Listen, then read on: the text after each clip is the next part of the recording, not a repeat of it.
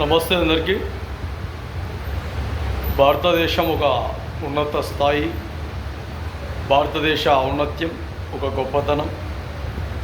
ఆ గొప్పతనంలో ప్రధానమైన ఒక విధానం న్యాయశాఖ.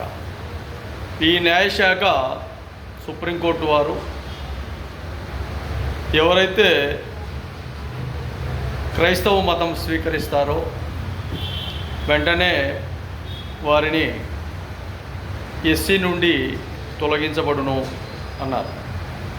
భారతదేశంలో దాదాపు 33-34% దాదాపు ఎస్సీ సామాజిక వర్గాలే కాకుండా చాలా సామాజిక వర్గాలు క్రైస్తవ మతంలో ఉన్నాయి.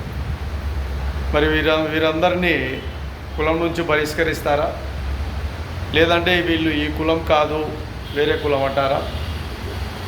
అనలేదు. ఎందుకంటే భారతదేశ లౌకిక విధానంలో ఎస్సీలు అంటే చాలా వరకు ప్రతి ఒక్కరికి చులకన భావన.